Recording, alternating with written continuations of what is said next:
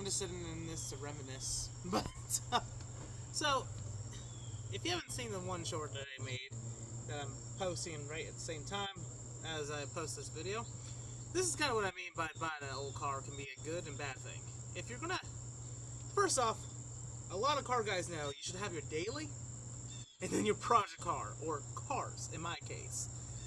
And a lot of my project cars are dailies as well, but they're just, I will explain a little bit later on why I don't put some of them on the road, and also money, and, having a kid. A lot of you that have kids or life expenses, you would understand. But, the good thing about buying an older car is, for the most part, most of them are cheaper. Like this car, if I wanted to buy another one right now, I could probably get one anywhere between one that needs some work, $2,000, one that's not going to need a lot of work, about 5 or 6.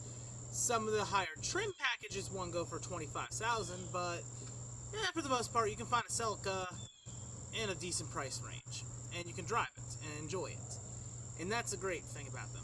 The downside with them really comes down to is when you buy the cheaper ones, in my case, you don't know the full history on it. You don't know how many owners it had. You don't know every little bit about it. You don't know if the owner that you're buying it from really, really took care of it or not, which isn't necessarily the case on this car, but there's a lot of factors in that.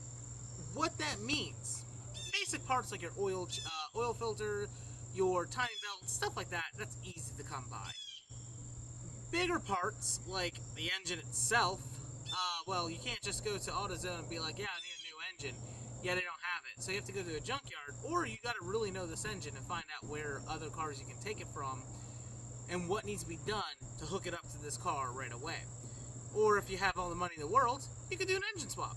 I would love to put an engine swap in this. You think how cool would this car be if I could put a K-Series in this? It'd be awesome! But, that's a fabrication, and that's a whole other ball game. So we're not going to get into that right now. But if you are going to get a used car, definitely do some research on it and make sure you're going to get the best bang for your buck. If it's going to be your only car, you might want to spend a little bit more money and really, really know what you're looking for. And if you don't know what you're looking for, have somebody come with you. That way you can find the best deal for the best money that you're spending, and at the same time get something reliable, because you want something that's going to be reliable if it's your only car. Unfortunately for me, what happened was I was driving, as you guys know, and I was just cruising along going to a meeting, and all of a sudden, I had power and then I didn't have power. And I heard a lot of clanking, what sounded like marbles and rocks in a tin can. Yeah, that was a rod going on the side of the block, and, well, she, believe it or not, still runs. Don't have the key on me to prove that right now, but if I wanted to, I could turn her on probably.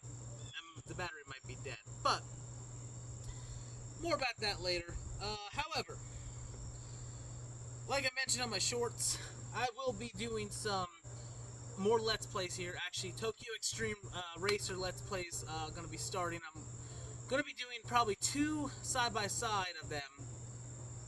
I'm also going to be doing Need for Speed Underground 2 in November. Trying to think what else. Gran Turismo 5 I like to start.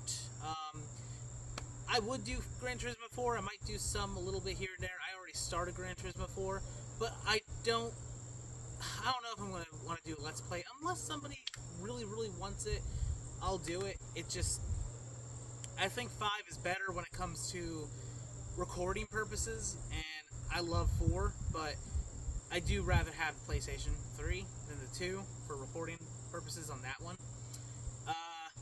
I might expand the channel beyond just cars, and if anybody's interested, I might even do like a Pokemon Gen 1 Let's Play of the classics, Red, Blue, and Yellow. Actually, I would like to get the Japanese copies as well, but that's all later. And more on cars coming up very soon. I have a side series I like to try and do, where I'm going to be doing basically like my version of Battle of the Supercars, if anybody remembers that show. I have a friend that's going to be helping me out a little bit, and I would like to compare 2 cars side by side, basically just for fun, all entertainment purposes only, and see which ones are better. But sorry that this video isn't like super exciting. And the reason why I haven't posted a video in a while is because honestly I've been a little bit depressed about the engine blowing up. I mean, it's a piece of me that literally kind of is no longer here. I can't enjoy this car.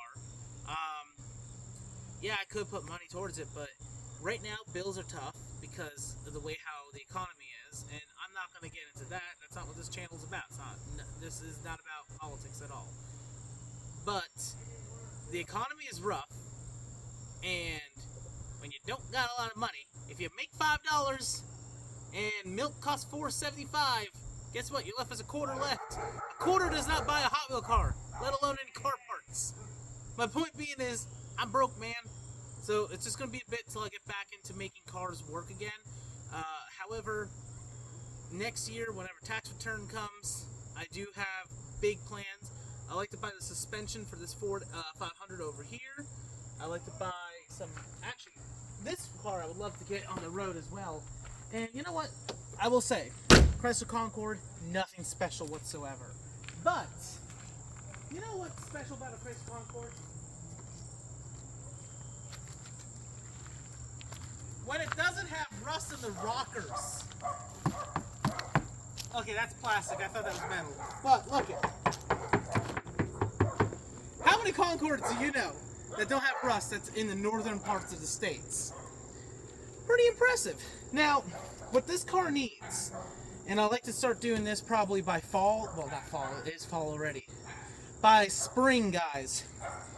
We need 4 tires. We need all brakes all around. Possibly the brake lines as well. More on that possibly later.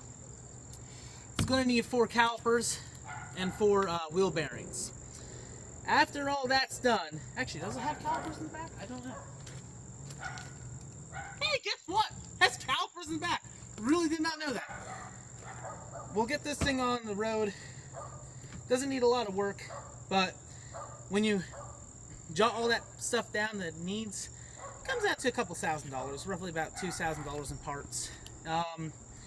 Once we get all that done, actually it's about probably $1,400, $1,500 in parts.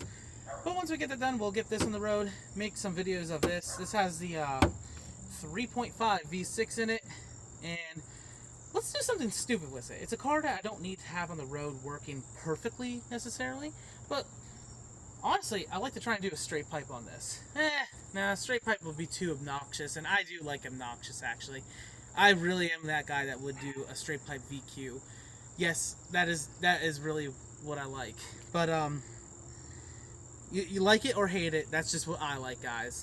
However, maybe not straight pipe, because I need this thing to pass some type of an inspection, but let's try and get this exhaust to sound as good as we can.